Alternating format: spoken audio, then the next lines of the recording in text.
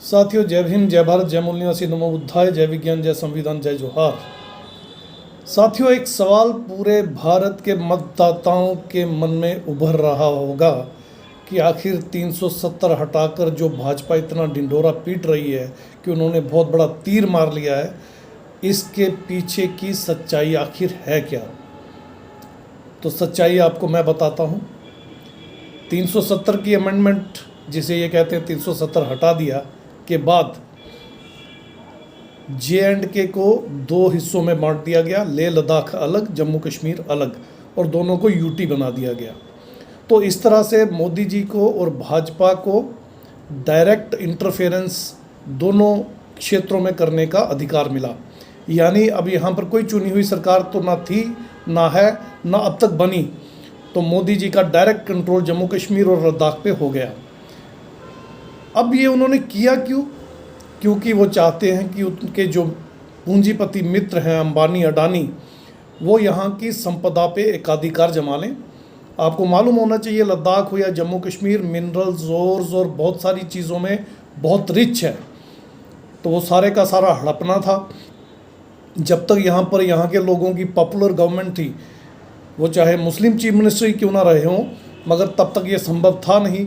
और लोगों का जब तक राज अपना होता है तो बाहरी लोगों को या बाहरी लुटेरों को वो अंदर घुसने नहीं देते। तो मोदी जी और उनके जो 40 चोर लुटेरे हैं, उनको जम्मू कश्मीर लद्दाख में वो घुसने नहीं दे रहे थे। तो यही एक रास्ता बचा था कि पूरे भारत को मूर्ख बनाकर जम्मू कश्मीर पर कब्जा किया जाए।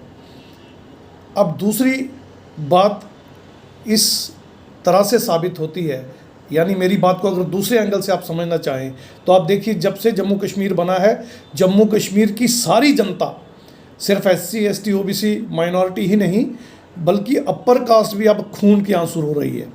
और लद्दाख में तो खून के आंसुओं के साथ खून की सांसें भी आपको नज़र आएंगी, क्योंकि हज़ारों लोग -16 डिग्री टेम्परेचर में भी पूरी पूरी रात आकाश के नीचे धरने पे बैठे हैं। सोनम वांगचुक तो कई दिन तक बिना खाए पिए वहाँ रहे हैं, और वो नहीं चाहते कि कारपोरेट इंटरफेरेंस वहाँ पे हो। इसीलिए वो शेड्यूल 6 कॉन्स्टिट्यूशन ऑफ इंडिया में अपने लेह लद्दाख को डलवाना चाहते हैं। और मोदी जी, अमित शाह जी, नड्डा जी, मोहन भागवत जी ये होने नहीं देना चाहते, क्योंकि अगर ऐसा हो गया तो उनके जो पूंजीपति लुटेरे मित्र हैं वो वहाँ घुस नहीं पाएंगे। और आप देखिएगा, जम्मू कश्मीर में जब भी इलेक्शन होगी और जब भी पॉपुलर गवर्नमेंट बनेगी, लोगों की गवर्नमेंट बनेगी, तो यहाँ पर भी इनके उन लुटेरों ने जो ज़मीनें खरीद ली होंगी तब तक, या जो इंटरफेरेंस कर ली होगी, उन सब के पर खच्चे उड़ जाएंगे। और अगर केंद्र में 2024 में मोदी जी हवा में उड़ जाते हैं और एक नई लोगों की चुनी हुई सही सरकार आ जाती है, तो भी आपको ये सारा असर देखने को मिलेगा। तो मैं पूरे भारत के लोगों को और पूरे भारत के नागरिकों और ख़ास करके मतदाताओं को ये बता देना चाहता हूँ कि जम्मू कश्मीर में 370 की जो अमेंडमेंट मोदी शाह गवर्नमेंट ने लाई थी, भाजपा ने लाई थी, वो जम्मू कश्मीर के हित में नहीं थी। जम्मू कश्मीर माने जम्मू कश्मीर और लद्दाख किसी के भी हित में ना थी, ना है, ना होगी। लिहाजा जम्मू कश्मीर और लद्दाख के लोगों की तरफ से पूरे भारत के मतदाताओं से ये मैं निवेदन करना चाहता हूँ कि वोट देते वक्त प्लीज़ 370 के छलावे में ना आए और मोदी सरकार को इस बार उखाड़ फेंके, भाजपा को उखाड़ फेंके।